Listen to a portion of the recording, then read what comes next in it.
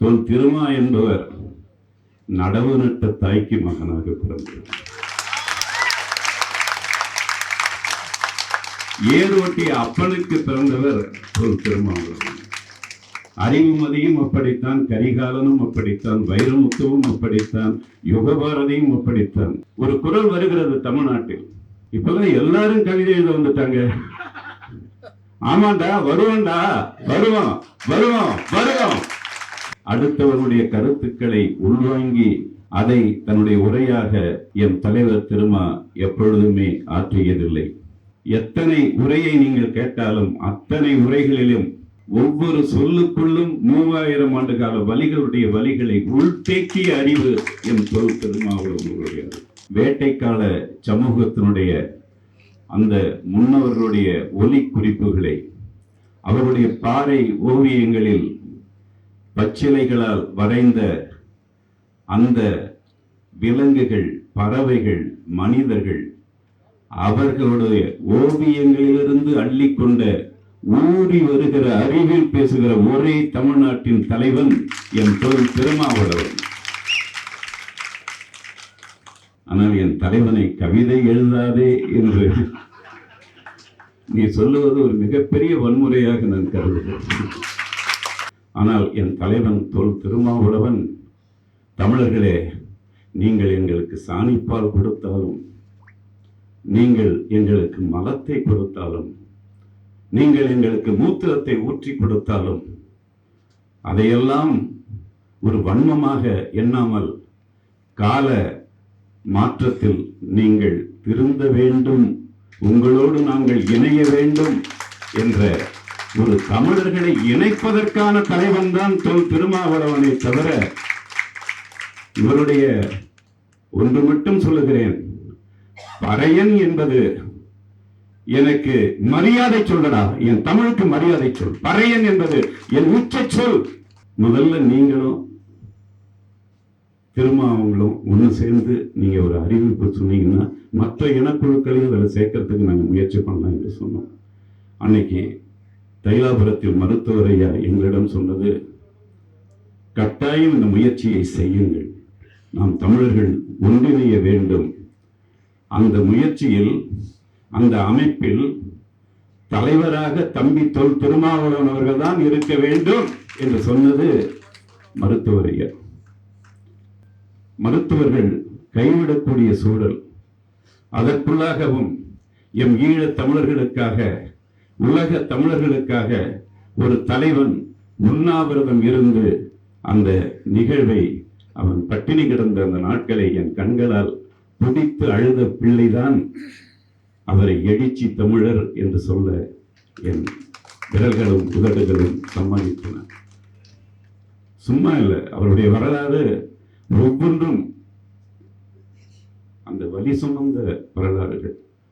நாங்கள் இறந்தவர்களை தூக்கி போவதற்குத்தான் பலன் கேட்கிறோமே தவிர தூக்கி போவர்களை சாகடிப்பதற்காக பலன் கேட்கவில்லை என்று சொன்னேன்.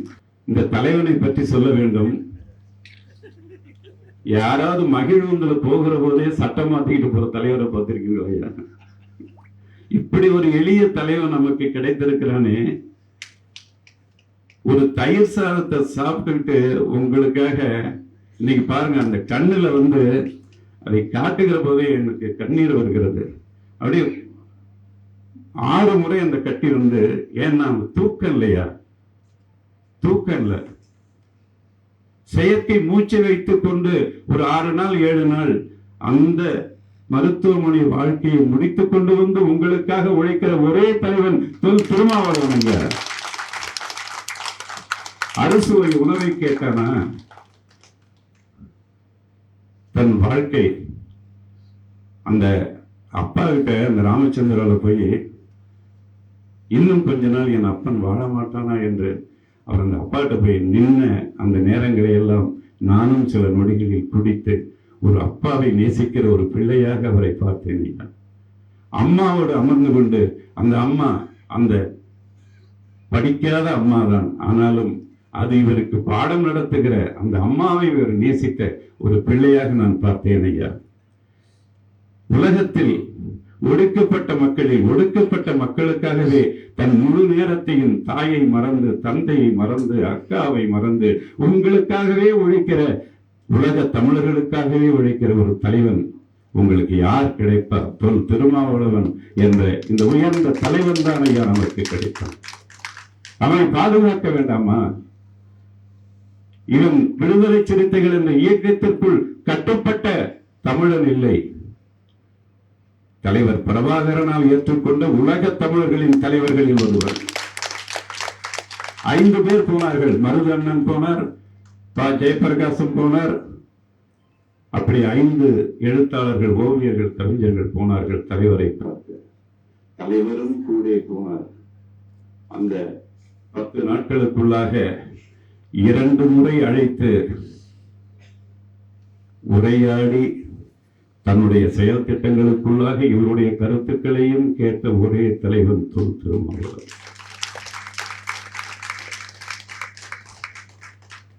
எவ்வளவு நுட்பமான ஒரு தலைவன்! 2 முறை அழைத்து அவர், அதனால்தான் கரிகாலன் அந்த விருதை கொடுத்தான் என்று சொல்லி. நான் அந்த தலைவரை பார்க்கிற போது இந்த கருப்பு சட்டையோடு தான் போயிருந்தேன். என்ன தந்தை பெரியாரா என்று கேட்டார். ஆமாம் என்றேன். நீங்கள் தானே முதல் கரும்புலிகள் என்று சொன்னான் ஐயா என் தலைவன்.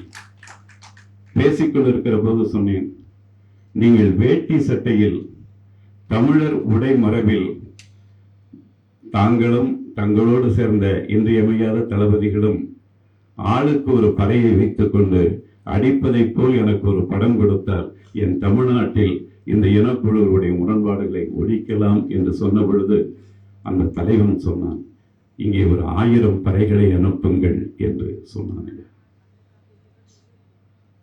சாதிகளை ஒழிப்பதற்கு யாராவது ஒரு சாதியை பற்றி குறை சொன்னால் நல்ல பச்சை மிளகாயை அரைத்து அவருடைய வாயில் திணித்து இப்படி ஒட்டி 8 மணி நேரம் 10 மணி நேரம் நிற்க வைத்து இனி எப்படி சொல்வாயா என்று அந்த உத்திகளையும் பயன்படுத்தி சாதிகளை ஒழிக்க நினைத்த தலைவன் ஈழத்தில். இங்கே நாங்கள் உங்களோடு இணைந்து வருகிறோம், தமிழர்களாக வாழ்வோம் என்று அந்த மனுஷிபுத்திரன் சொன்னது போல எல்லோரோடும் இணைந்து வாழ்வதற்காக உழைத்துக் கொண்டிருக்கிற தலைவர். அவர் முழக்கமிட்டு பார்த்திருக்கிறீர்களா? எங்கேயாவது ஒரு தலைவன் 1 மணி நேரம் 2 மணி நேரம் 4 மணி நேரம் பேசுகிற என் தொல் திருமா சில நேரங்களில் எழுதி கூட படிக்க மாட்டார், அப்படியே உச்சரிப்பார் முழக்கங்களை. அது எங்கிருந்து வந்தது? நடவு நட்ட என் தாயிடம் இருந்து வந்தது. பறையர் சுடுகாடு, படையாட்சி சுடுகாடு, தலைமுழுக ஒரே ஆறு. கவிதை இல்லையா பாபா? நாங்க எழுதுறோம், கவிதையே தெரியுமா கனவு நீதானடி, எங்கே செல்லும் இந்த பாதை, பொய் சொல்லக்கூடாது காதலி, பொய் சொன்னாலும் நீயே என் காதலி என்று. ஆனா எங்க அம்மாக்கள் பாடுறாங்க, மட்ட பனையோரோ மயிலடையும் நந்தவனோ மட்டப்பன சாஞ்சிடுச்சே இந்த மயில் போய் எங்களையும் குட்ட பனையோரோ குயிலடையும் நந்தவனோ குட்டப்பன சாஞ்சிடுச்சே இந்த குயில் போய் எங்களையும். அந்த சுடு மணலில் ஒரு தாழ்த்தப்பட்டவனுடைய உடல், ஒரு மிகவும் பிற்படுத்தவனுடைய உடல் எவ்வளவு அந்த சுடு மணலில் என்ன பாடுபட்டு இருக்கும். அந்த கண்ணீரை எல்லாம் துடைக்கத்தான் ஐயா என் தொல் திருமாவளவன். திருமாவின் பிள்ளைகள், அம்பேத்கரின் பிள்ளைகள். மேல இருக்கிறவன அதுக்கு அடுத்து இருந்தால என் கழுத்துல நீ எவ்வளவு நாள் உட்கார்ந்துருப்ப, என் தோல்ல இறங்கு அப்படின்னா அவனை இறக்காச்சு.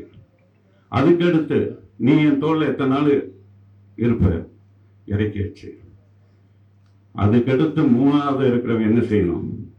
அந்த 2 பேருடைய சுமையும் சுமந்து கொண்டிருந்த நீ இன்னொருத்தன் தோளில் அமர்ந்திருக்கிறாய் அல்லவா? அந்த 2 அடுக்குகளில் அறிவை உணர்ந்து நீங்கள் இறங்கி அவன் தோல் மீது கை போட்டிருந்தால் நாம் தமிழர்களாக மாறியிருப்போமே. அந்த ஊரில் அவ்வளவு கொடுமைப்பட்ட காலத்தில் மிகவும் பிற்படுத்தப்பட்டவர்களாக இருந்தவர்கள் கருவாட்டு மண்டையை கொண்டு போய் அக்ரகாரத்தை அந்த வீடுகளுக்குள்ளாக போட்டார்கள். ஆட்டு எலும்புகளை கொண்டு போய் போட்டார்கள். ஆற்றுக்கு போகிற வழியில் 4 மணிக்கு சூத்திரருடைய முகத்தில் முழிக்காத அளவிற்கு மணிமுத்தா நதிக்கு குளிக்க போன அந்த அக்ரகார பெண்கள் பொக்குழி வெட்டி அதில் சப்பாத்தி களிகளை போட்டு அதில் பச்சை இலைகளை போட்டு மண்ணை போட்டு நிரவி அதில் அவர்கள் விழுகிற போது இனி இவர்கள் விழித்துக் கொண்டார்கள். நாம் வெளியேறிவிட வேண்டும் என்று அவர்கள் வெளியேறிய பிறகு அங்கே திராவிட இயக்கத்தை நிறுவிய 1949 நிறுவிய ஒரு அப்பனுக்கு பிறந்த பிள்ளைதான் அறிவுமதி. புளிய மரத்து ஏலம் விடுவார்கள். அதை குறைந்த ஏலத்தில் எடுத்துவிட்டு அதை உலுக்கி சேமித்துவிட்டு அதை முட்டல் கட்டி பங்கிடுவார்கள். அங்கே படிக்கப்படுகிற பெயர்களில் மிகவும் பிற்படுத்தப்பட்டவருடைய பெயர்கள் இருக்குமே தவிர கிஞ்சித்தும் ஒரு அம்பேத்கரின் பிள்ளைக்கு ஒரு திருமாவளவனுடைய அந்த அப்பாக்களுக்கு அம்மாக்களுக்கு அங்கே பங்கிட்டு தந்ததே இல்லை. அப்போதுதான் அந்த சின்ன வயதிலும் நான் கேட்டேன், ஏன் அவர்களுக்கும் அடுப்பு வரி இருக்கிறது அல்லவா, அவர்களுக்கும் ஏன் பங்கு போடவில்லை என்று கேட்டபொழுது, உனக்கெல்லாம் ஒன்றும் தெரியாதடா என்று சொன்ன அந்த ஊருக்குள்ளிருந்து அரசியல் பெற்றுத்தான் திருமாவளவன் தான் என் தலைவன் என்று நான் ஏற்றுக்கொண்ட கேள்வியை பெற்றேன். உனக்கெல்லாம் ஒன்றும் தெரியாது என்று சொன்ன அந்த சொல்லுக்குள் இருந்து அரசியல் கற்ற பிள்ளை நான். தேவநேய பவானர் நூலக மேடை என்பது எனக்கு அரசியல் கற்றுத்தந்த மேடைகளில் இன்றியமையாத ஒரு மேடை. அந்த மேடையில் இன்று எம் தலைவருக்கு விருது வழங்குகிற இந்த விழா, நான் மணிமுத்தா நதிக்கரையில் பிறந்த பிள்ளை, எம் தலைவர் வெள்ளாற்றங்கரையில் பிறந்த பிள்ளை. மணிமுத்தா நதிக்கரைக்கு வடக்கே பண்ருட்டி, புலியூர், முதனை என்ற ஊர்கள். வெள்ளாற்றங்கரைக்கு அந்த பக்கம் முந்திரி பல விளைகின்ற அந்த இரண்டும் தண்ணீரை தேத்தாங்கொட்டை தீத்திதான் குடிக்கக்கூடிய வாழ்க்கைக்கு உரியவர்கள். ஆனால் மணிமுத்தா ஆற்றங்கரைக்கும் வெள்ளாற்றங்கரைக்கும் இடையில் உள்ளவர்களுக்கு வெள்ளக்காலங்களில் மட்டும்தான் தேத்தாங்கொட்டை தேவைப்படுமே தவிர மற்ற நேரங்களில் ஊற்று தண்ணீர் அள்ளி குடித்த ஒரு வாழ்க்கைக்கு உரியவர்கள். அதனால்தான் என் திருமா பேசுகிற போதெல்லாம் மேடையில் பார்க்கலாம், அல்லது களங்களில் பார்க்கலாம், அல்லது அவருடைய முழக்கங்களில் கூட நீங்கள் பார்க்கலாம். அது இரவல் அறிவில் பேசிய பேச்சல்ல. அடுத்தவருடைய கருத்துக்களை உள்வாங்கி அதை தன்னுடைய உரையாக என் தலைவர் திருமா எப்பொழுதுமே ஆற்றியதில்லை. தன் தொன்ம மூதாதவருடைய வாழ்க்கைகளை, வேட்டைக்கால சமூகத்தினுடைய அந்த முன்னவர்களுடைய ஒலி குறிப்புகளை, அவருடைய பாறை ஓவியங்களில் பச்சிலைகளால் வரைந்த அந்த விலங்குகள், பறவைகள், மனிதர்கள், அவர்களுடைய ஓவியங்களிலிருந்து அள்ளிக்கொண்ட ஊறி வருகிற அறிவில் பேசுகிற ஒரே தமிழ்நாட்டின் தலைவன் என் திருமாவளவன். எத்தனை உரையை நீங்கள் கேட்டாலும் அத்தனை உரைகளிலும் ஒவ்வொரு சொல்லுக்குள்ளும் 3000 ஆண்டு கால வலிகளுடைய வலிகளை உள்தேக்கிய அறிவு என் திருமாவளவன். பவாவுக்கு ஒரு பதில் சொல்லிவிட்டு நான் என் உரையை தொடங்கினேன். பவா, உனக்கும் கவிதைக்கும் தூரம் என்று எனக்கு தெரியும். நீ மிகச்சிறந்த கதை சொல்லி வாழுகின்ற எழுத்தாளர்களையும் மறைந்தும் வாழுகிற எழுத்தாளர்களையும் கேட்பவர்களுக்கு கொண்டு வந்து உயிர்ப்பாக ஊட்டுகிற ஒரு கதை சொல்லி தமிழ்நாட்டில் என் பவா என்பதை நான் உணர்வேன். ஆனால் என் தலைவனை கவிதை எழுதாதே என்று நீ சொல்லுவது ஒரு மிகப்பெரிய வன்முறையாக நான் கருதுகிறேன்.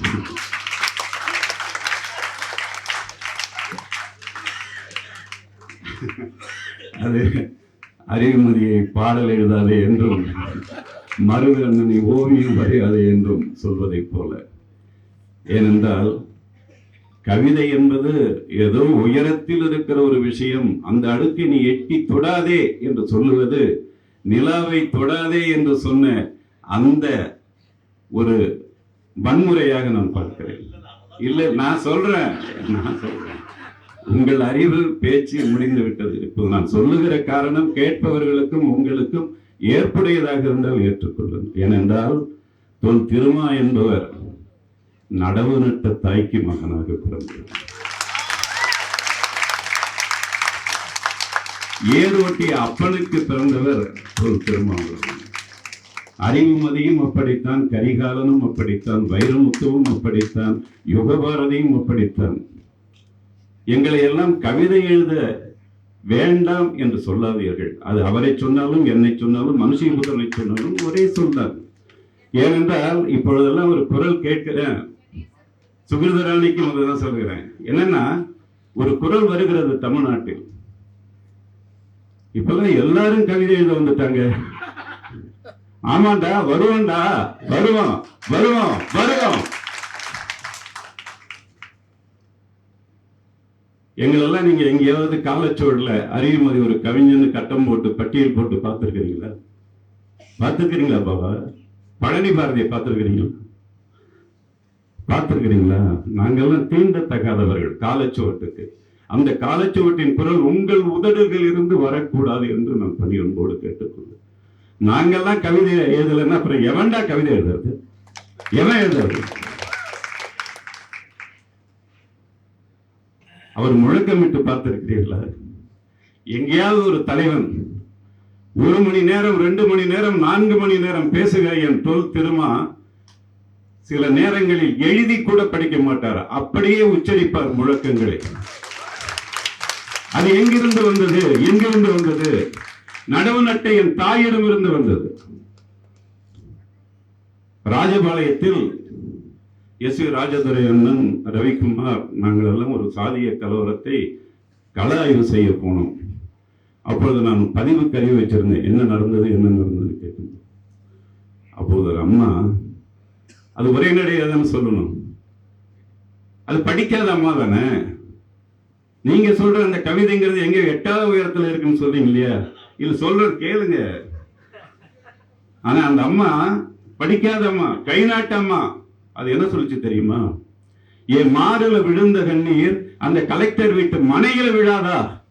என் நெஞ்சில விழுந்த கண்ணீர் அந்த கலெக்டர் வீட்டு நிலையில விழாதா? இதை விட எவன்டா கவிதை எழுதுவான்? எவன் எழுதும்? அந்த வழியை எல்லாம் சொல்லுவோம். சப்த ராஷ்மியை பத்தி நான் எழுதினேன். எவனுடைய பட்டியலும் இடம்பெறாத அறிவுமதி நான் எழுதினேன். ஒரு தெரு குளத்தை உடைத்தீர்கள், அது நதியாகிவிட்டது. ஒரு தெரு விளக்கை அணைத்தீர்கள், அது சூரியன் ஆகிவிட்டது. வாழ்க்கை அவனை ஒரு மொழியில் தான் பேச வைத்தது, மரணமோ அவனை எல்லா மொழிகளிலும் பேச வைத்தது.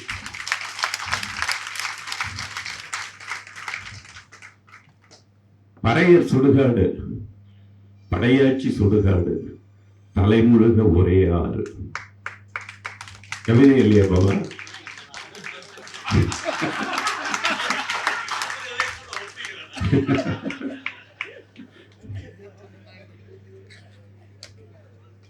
நாங்க எழுதுறோம், கவிதையே தெரியுமா கனவு நீதானடி, எங்கே செல்லும் இந்த பாதை, பொய் சொல்லக்கூடாது காதலி, பொய் சொன்னாலும் நீயே என் காதலி என்று.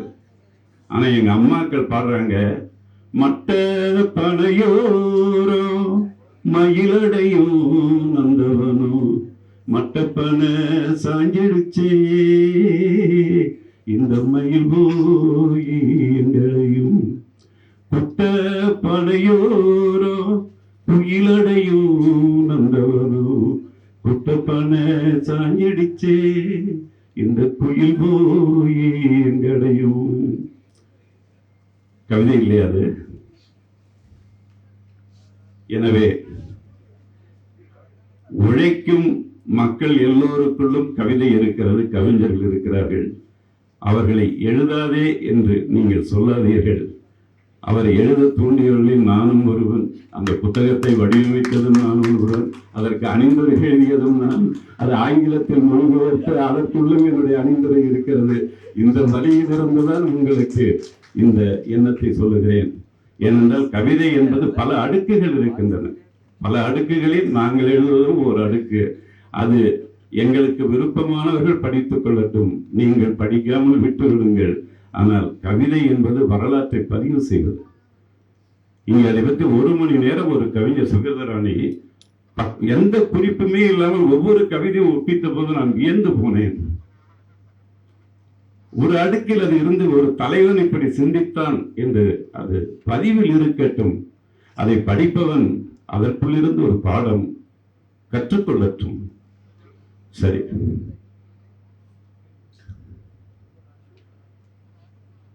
எனக்கு கரிகாலன் என்ற பெயரை அவ ரொம்ப அழகாக சொன்னாங்க.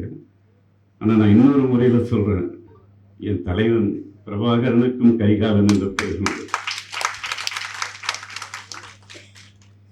அதனால இது என் தம்பி கரிகாலன் கொடுத்ததாகவும் நான் ஏற்றுக்கொள்கிறேன், என் தலைவன் பிரபாகரன் கொடுத்ததாகவும் ஏற்றுக்கொள்கிறேன். ஏனென்றால் இந்த மாதம் என் ஆண் தாய் கவிக்கோ பிறந்த ஒரு நாளில் என் தலைவனுக்கு இந்த விருது கிடைத்தது.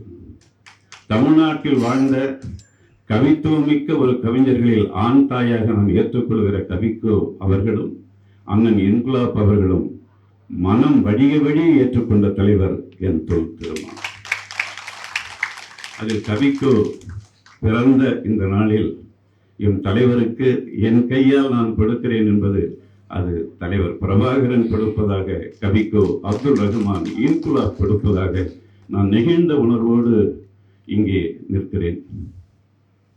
அவருக்கு நான் முத்தம் கொடுக்கும் போது நீங்கள் சிரித்திருப்பீர்கள். ஆனால் அந்த முத்தத்தின் உதடுகளில் பிரபாகரனின் கண்ணமும் இருக்கிறது என்ற அந்த நெகிழ்ந்த உணர்வு நான் கொடுக்கிறேன். நான் மிகச்சிறந்த தலைவர்களாக, செயல் தலைவர்களாக ஏற்றுக்கொண்டதில் ஈழத்தின் உலக தமிழர்களின் தலைவன் பிரபாகரன், தமிழ்நாட்டில் என் தலைவன் திருமாவளவன். இதை எந்த மேடையிலும் எத்தனை முறையும் உறக்க சொல்ல ஒரு முதுகெலும்புள்ள கவிஞனாக, ஒரு தமிழனாக அறிவுமதி இருக்கிறேன். ஏனென்றால் என்னுடைய வலி 75 வயது ஆகிறது. என்னுடைய ஊர் சு கீழனூர், அவருடைய நாடாளுமன்ற தொகுதியில் தான் இருக்கிறது. அந்த ஊரில் சு என்றால் என்னென்று தெரியுமா? சுதேத்திரிய கிராமம். ஊவிசா எங்கே பிறந்தார் தெரியுமா? உத்தமதானபுரம். அந்த கதையெல்லாம் சொன்னால் என் தலைவனை பற்றி பேச முடியாது. ஆனால் அந்த சுதேத்திரிய கிராமத்தில் ஒரு 5-6 நூல்காரர்களுக்கு உழைக்க வந்தவர்கள் தான் மிகவும் பிற்படுத்தப்பட்டவர்களும் தாழ்த்தப்பட்டவர்களும் என்று சொல்லுகிற தமிழர்கள். அவர்கள் ஏதேனும் ஒரு சின்ன தவறு செய்துவிட்டால் நுகத்தடியை முதுகில் வைத்து இந்த 2 கையை இப்படி கட்டிவிட்டு 2 காலையும் அந்த நுகத்தடியில் கட்டிவிட்டு சுடு மணலில் போட்டு விடுவார்களாம். அதற்கு அன்றைய பெயர் உழப்பாரி. உழப்பாரி. இந்த ஒலி வங்கிகள் எல்லாம், இந்த படப்பதிவுகள் எல்லாம் அதை பதிவு செய்யும் என்று நினைக்கிறேன். அந்த சுடு மணலில் ஒரு தாழ்த்தப்பட்டவனுடைய உடல், ஒரு மிகவும் பிற்படுத்தவனுடைய உடல் எவ்வளவு அந்த சுடு மணலில் என்ன பாடுபட்டு இருக்கும். அந்த கண்ணீரை எல்லாம் துடைக்கத்தானே என் தொல் திருமாவளவன்.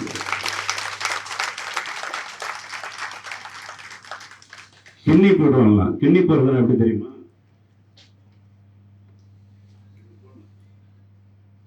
எவனுக்கு தண்டனை தருகிறார்களோ அவனை கிண்ணி போட்டு அந்த கிண்ணியில் அவன் நிற்க வேண்டும். வேகாத வெயிலில் நிற்க வேண்டும். வேகாத வெயிலில் அவனுக்காக உழைத்து கொடுத்து பருப்பும் நெய்யுமாக சாப்பிட சொல்லி ஏதோ ஒரு சின்ன ஒரு மாங்காய் பறித்திருப்பான். அவன் நட்ட மரத்தில் அவன் மாங்காய் பறித்திருப்பான். ஆனால் அவன் திருடன். அந்த திருட்டு பட்டத்தையும் பஞ்சமி நிலத்தையும் ஒழிக்கத்தானே நீங்கள் வந்தீர்கள்.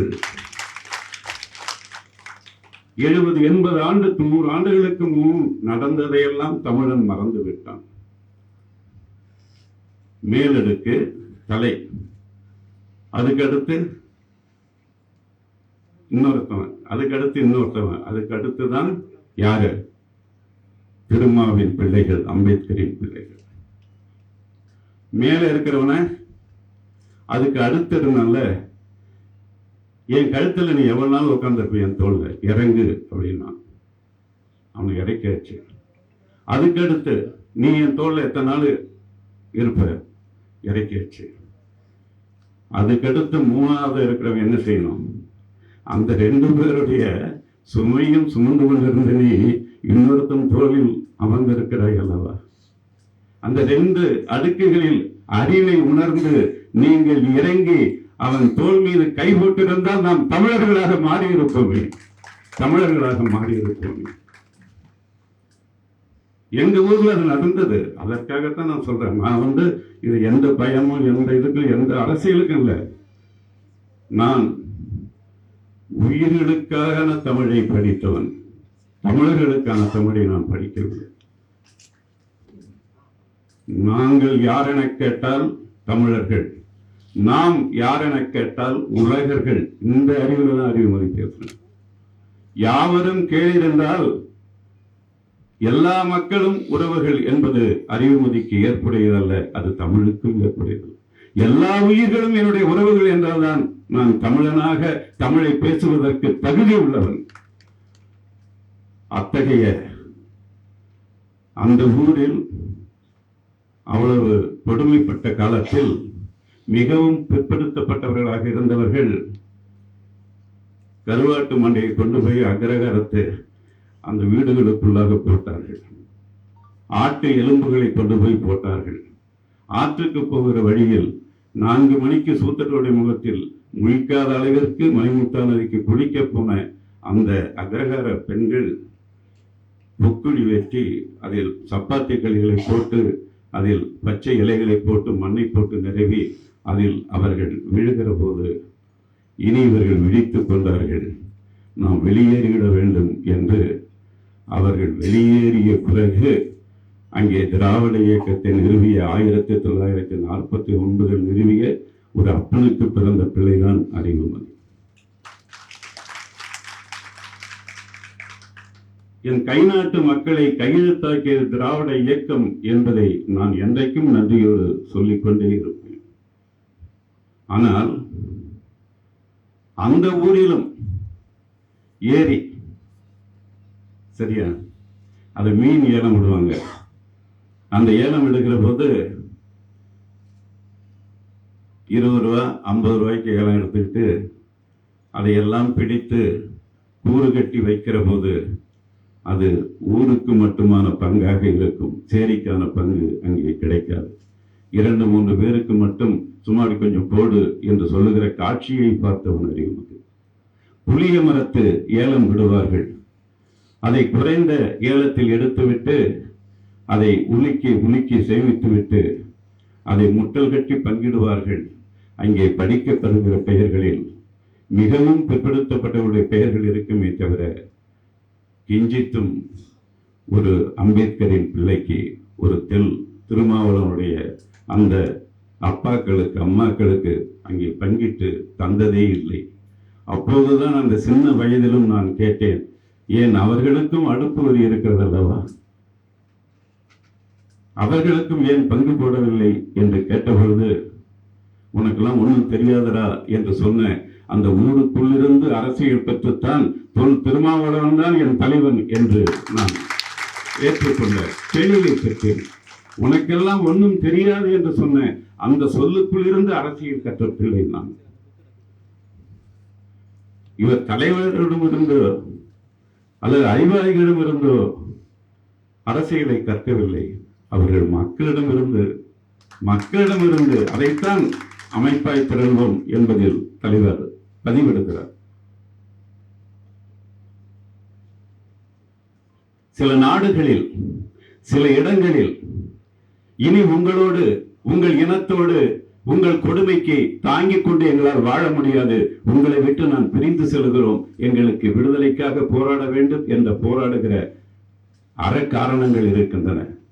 ஆனால் என் தலைவன் திருமாவளவன், தமிழர்களே, நீங்கள் எங்களுக்கு சாணிப்பால் கொடுத்தாலும் நீங்கள் எங்களுக்கு மலத்தை கொடுத்தாலும், நீங்கள் எங்களுக்கு மூத்திரத்தை ஊற்றி கொடுத்தாலும் அதையெல்லாம் ஒரு வன்மமாக எண்ணாமல் கால மாற்றத்தில் நீங்கள் திருந்த வேண்டும், உங்களோடு நாங்கள் இணைய வேண்டும் என்ற ஒரு தமிழர்களை இணைப்பதற்கான தலைவன் தான் தொல் திருமாவளவனை தவிர, இவருடைய ஒன்று மட்டும் சொல்லுகிறேன், பறையன் என்பது எனக்கு மரியாதை சொல்லடா, என் தமிழுக்கு மரியாதை சொல். பறையன் என்பது என் உச்ச சொல்.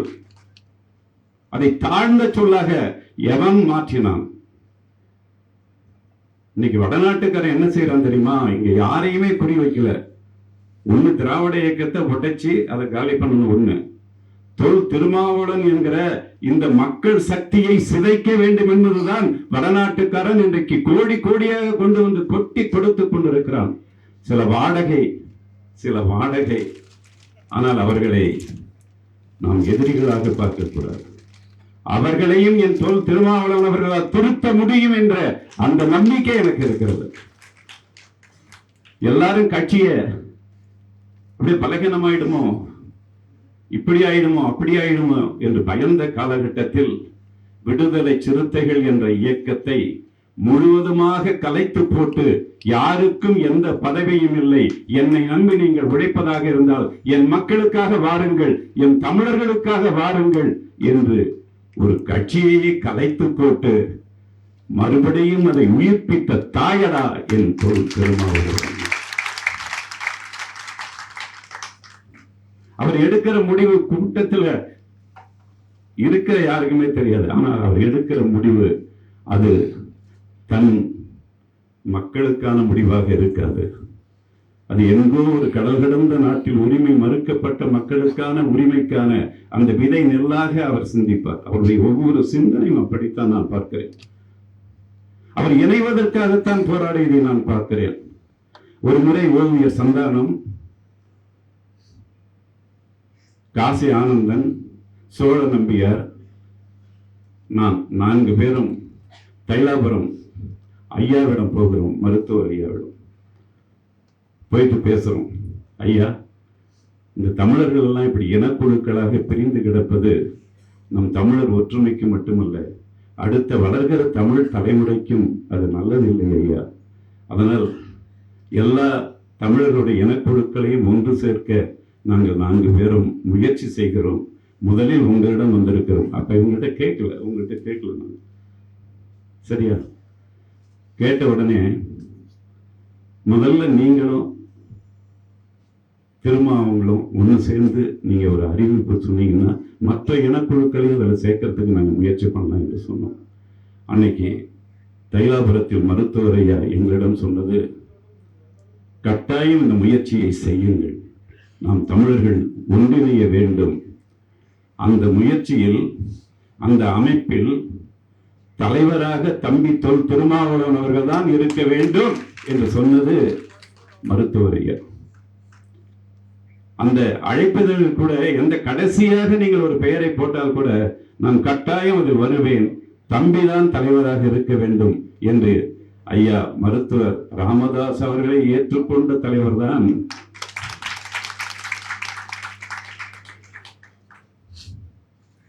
தேர்தலுக்காக நாம் சிந்திக்கவே கூடாது. அதைத்தான் அவரும் சொல்லுகிறார். ஒரு இடத்துல சொல்றாரு,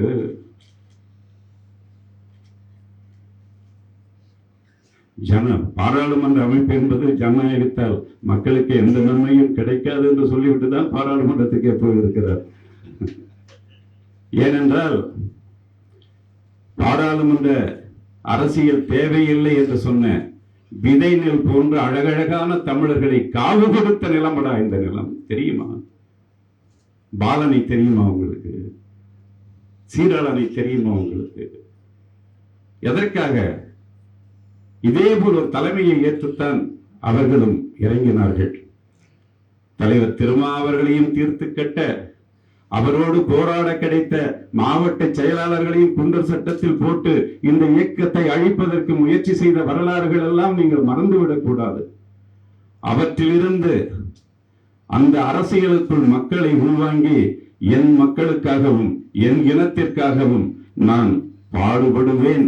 அதற்கு எந்த வகையிலும் நான் பாராளுமன்றத்திற்குள்ளும் சட்டமன்றத்திற்குள்ளும் போய் கூட அதை நான் என் மக்களை காப்பாற்றுவேன் என்ற உயரிய தூய அரசியலில் தான் அவர் பாராளுமன்றத்துக்கு போயிருக்கிறாரே தவிர, சட்டமன்றத்துக்கு போயிருக்கிறாரே தவிர, அங்கே அந்த பாராளுமன்ற நாற்காலியில் உட்கார்பவர்கள் எவ்வளவு வாழ்க்கைக்கு பெரும்பான்மை எதிரிகள் அங்கே அமர்ந்திருக்கிறார்கள் என்று தெரிந்து அவருடைய மனசாட்சிக்குள்ளும் போய் ஒருத்தரை உருவாக்கி அம்பேத்கரை வெற்றி பெற செய்து கொண்டிருக்கிற தலைவர் தான் திருமாவளவன் அவர்களும் ரவிக்குமார் அவர்களும்.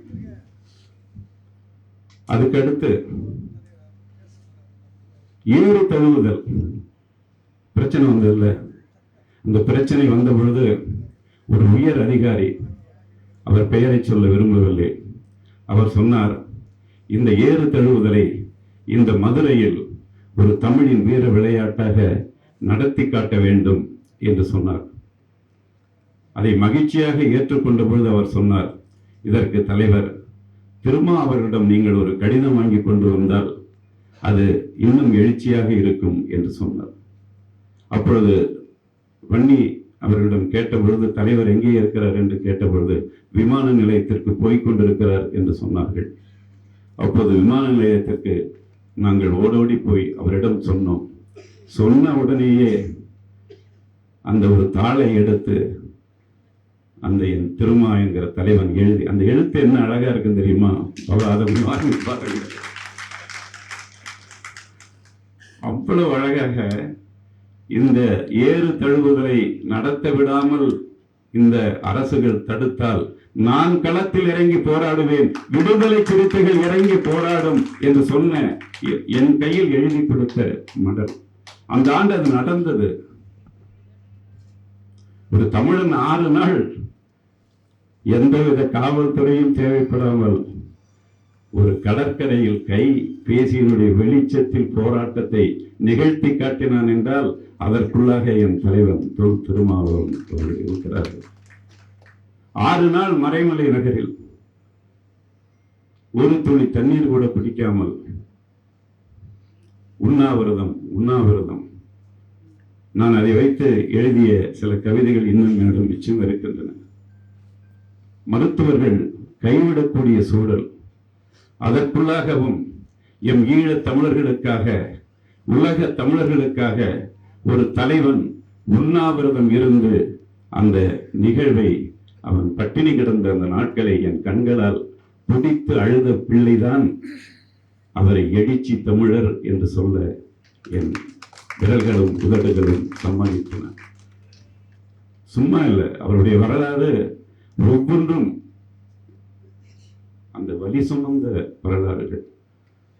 அப்படிப்பட்ட புளியமர ஏலம் அன்றைக்கு சின்ன வயசுல பார்த்தேன்.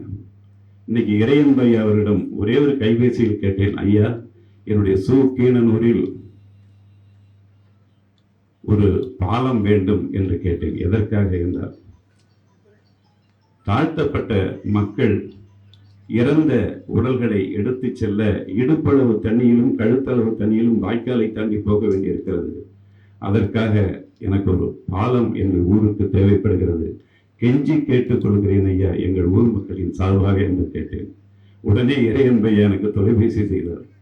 நீங்கள் எவ்வளவு பெரிய ஊருக்கு ஒரு நல்ல காரியத்தை கேட்கிறீர்கள், அதற்கு எதற்காக என்ன கெஞ்சி கேட்கிறீர்கள் என்ற வார்த்தையை கூட்டீர்கள் என்று கேட்ட ஒரு மிகச்சிறந்த உயர் அதிகாரி இறையன் அவர்கள். 15 லட்சம் கொடுத்தார்கள். கட்டுவதற்கு முயற்சி செய்கிற போது போடு மண்ணை போட்டு மணல் போட்டு கட்ட வேண்டிய அந்த பாலத்தை போடு மண்ணை போட்டு கட்டுவதற்கு அதை பொறுப்பெடுத்துக் கொண்டவர்கள் செய்தார்கள். நான் அதை தடுக்க முயற்சி செய்தேன். உடனே என்னை மாவட்ட ஆட்சித்தலைவருக்கும் அந்த காவல்துறைக்கும் கடிதம் எழுதுவதாக சொன்னார்கள். ஆனால் நான் சொல்லவில்லை.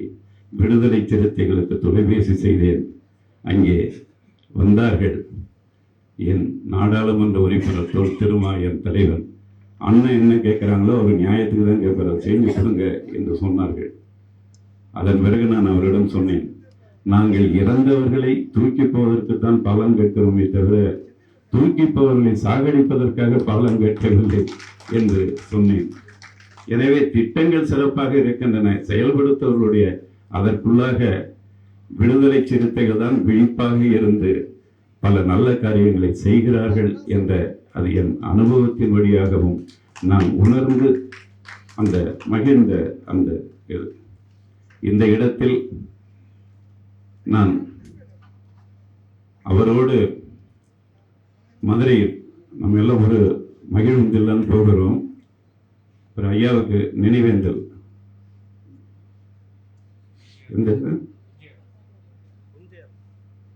இவர்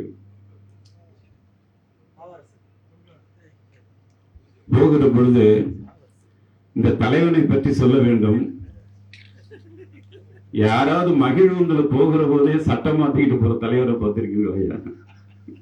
இப்படி ஒரு எளிய தலைவன் நமக்கு கிடைத்திருக்கிறானே. ஒரு தயிர் சாதத்தை சாப்பிட்டுக்கிட்டு உங்களுக்காக இன்னைக்கு பாருங்க, அந்த கண்ணுல அதை காட்டுகிற போதே எனக்கு கண்ணீர் வருகிறது. அப்படியே 6 முறை அந்த கட்டி ஏன்னா தூக்கம் இல்லையா, தூக்கம் இல்லை, செயற்கை மூச்சை வைத்துக் கொண்டு ஒரு 6 நாள் 7 நாள் அந்த மருத்துவமனை வாழ்க்கையை முடித்துக் கொண்டு உங்களுக்காக உழைக்கிற ஒரே தலைவன் திருமாவளவன். அறுசுவை உணவை கேட்டானா? தன் வாழ்க்கை அந்த அப்பா கிட்ட அந்த ராமச்சந்திரால போய் இன்னும் கொஞ்ச நாள் என் அப்பன் வாழ மாட்டானா என்று அவர் அந்த அப்பாட்ட போய் நின்ன அந்த நேரங்களை எல்லாம் நானும் சில நொடிகளில் குடித்து ஒரு அப்பாவை நேசிக்கிற ஒரு பிள்ளையாக அவரை பார்த்தேன். அம்மாவோடு அமர்ந்து கொண்டு அந்த அம்மா அந்த படிக்காத அம்மா தான், ஆனாலும் அது இவருக்கு பாடம் நடத்துகிற அந்த அம்மாவை இவர் நேசித்த ஒரு பிள்ளையாக நான் பார்த்தேன் ஐயா. உலகத்தில் ஒடுக்கப்பட்ட மக்களில் ஒடுக்கப்பட்ட மக்களுக்காகவே தன் முழு நேரத்தையும் தாயை மறந்து, தந்தையை மறந்து, அக்காவை மறந்து உங்களுக்காகவே உழைக்கிற, உலக தமிழர்களுக்காகவே உழைக்கிற ஒரு தலைவன் உங்களுக்கு யார் கிடைப்பார்? திருமாவளவன் என்ற இந்த உயர்ந்த தலைவன் தான் ஐயா நமக்கு கிடைப்பான். அவனை பாதுகாக்க வேண்டாமா? இவன் விடுதலை சிறுத்தைகள் என்ற இயக்கத்திற்குள் கட்டப்பட்ட தமிழன் இல்லை. தலைவர் பிரபாகரனால் ஏற்றுக்கொண்ட உலக தமிழர்களின் தலைவர்களில் ஒருவர். 5 பேர் போனார்கள். மருதண்ணன் போனார், ஜெயபிரகாசம் போனார், அப்படி 5 எழுத்தாளர்கள், ஓவியர்கள், கவிஞர்கள் போனார்கள் தலைவரை பார்க்க. தலைவரும் கூட போனார். அந்த 10 நாட்களுக்குள்ளாக 2 முறை அழைத்து உரையாடி தன்னுடைய செயல் திட்டங்களுக்குள்ளாக இவருடைய கருத்துக்களையும் கேட்ட ஒரே தலைவன் திருமாவளவன்.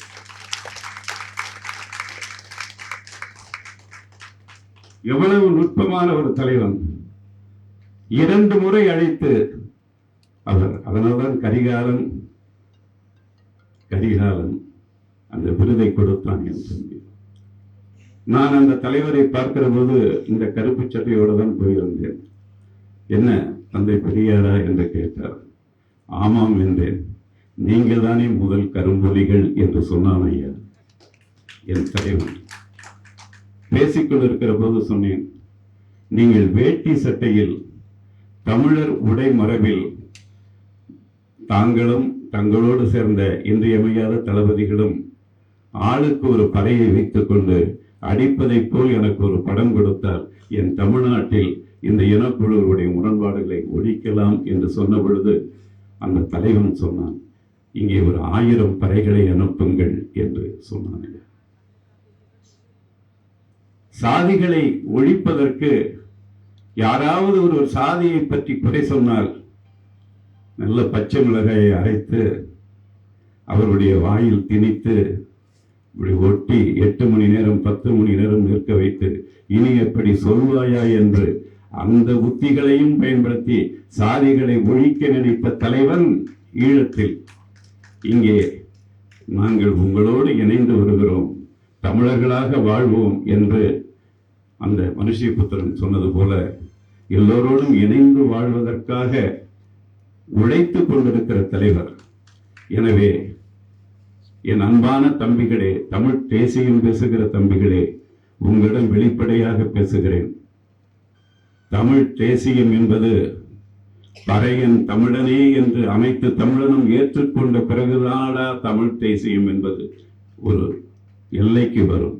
அதன் பிறகு நாம் போராட வேண்டிய எல்லைகள், நாம் எதிர்க்க வேண்டிய எதிரிகள் ஏராளமாக இருக்கிறார்கள். இன்றைக்கு இந்த திருமாவளவன் என்ற இந்த தலைமையை சிதைப்பதற்கான முயற்சிகளில் அவர்கள் தோற்று போனது அது வெற்றி.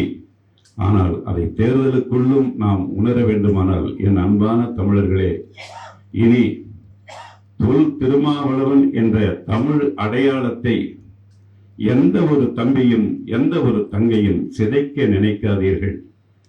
அவருக்குள் வந்து நீங்கள் 2 மணி நேரம் அவரோடு விவாதியுங்கள். விவாதித்த பிறகு நீங்கள் உங்கள் கருத்துக்களை சொல்லுங்கள். அவர் அதற்கு பதில் வைத்திருக்கவில்லை என்றார். ஆனால் உலகத்தின் அத்தனை ஒடுக்கப்பட்ட மக்களுக்குமான வரைவிலக்கணத்தை எழுதக்கூடிய ஒரு அறிஞனாக என் தொல் திருமாவளவன் இருக்கிறார் என்கின்ற அந்த உண்மையை உணர்ந்து கொண்டு வாருங்கள். பெரியார் என்ன செய்தார்? அவர் என் விரலை பிடித்து எழுதினார். திருமாவளவன் என்ன செய்தார்? 2 சீட்டுக்கும் 3 சீட்டுக்கும் என்ன 2 சீட்டுக்கு போய் பாராளுமன்றத்தில் என்ன தூங்கிட்டு இருக்காங்களா, கொரட்டை விட்டுட்டு இருக்காங்களா? என் தமிழுக்கு அதுதானே குரல் கொடுத்துருக்காங்க. ஒடுக்கப்பட்ட மக்களுக்குத்தானே குரல் கொடுத்தார்கள். அத்தகைய வாய்ப்பை நாம் தேர்தல் அரசியலால் தமிழ் தேசியத்தில் வெல்ல முடியாது என்பது எனக்கு தெரியும். ஆனால் தேர்தல் அரசியலுக்குள்ளும் தமிழை நாம் மெல்ல மெல்ல மெல்ல மெல்ல எழுப்ப வேண்டிய ஒரு மிகப்பெரிய கடமையில் தொல் திருமாவளவன் என்ற இந்த ஒரு மிகச்சிறந்த அறிஞர் உழைத்துக் கொண்டிருக்கிறார். அவர் தன் தொண்டர்களுக்குள்ளாக லட்சியங்களைத்தான் என்றல்ல, தன்னுடைய அனைத்து தொண்டர்களுக்கும் லட்சியங்களைத்தான் கொடுப்பதற்கு தொல் திருமாவளவன் உழைத்துக் கொண்டிருக்கிறாரே தவிர தொண்டர்களை கொன்று 20 லட்சம் கொடுப்பதற்கான தலைவர் இல்லை திருமா. எனவே நீங்கள் தலைவர் தொல் திருமாவளவன் என்பது அது ஒரு சாதாரண மனித பெயர் அல்ல, அது உலக தமிழர்களுக்கான செயல் வடிவ அரசியலின் ஒட்டுமொத்த ஒரு உயரிய பெயர். அவருக்கு இந்த தமிழ் பேராளுமை என்ற விருது மிக பொருந்தும். அதை களம் புதிது என் தம்பி கரிகாலன் உள்ளிட்ட படைப்பாளிகள், இங்கே இருக்கிற பல படைப்பாளிகளோடு சேர்ந்து தந்திருப்பதில் நான் மிக்க மகிழ்ச்சி அடைகிறேன். என் தலைவர் நீங்கள் நீங்கள் நீங்கள் என்று போற்றுகிற ஒரு மிகச்சிறந்த ஆண் தாயாக நம் தமிழர்களுக்கு நிற்பார், நிலைப்பார். வரலாற்றில் அவருடைய பெயர் நமக்கு பெருமிதமான பெயராக என்றைக்கும் இருக்கும் என்று கூறி விடைபெறுகிறேன். நன்றி, வணக்கம்.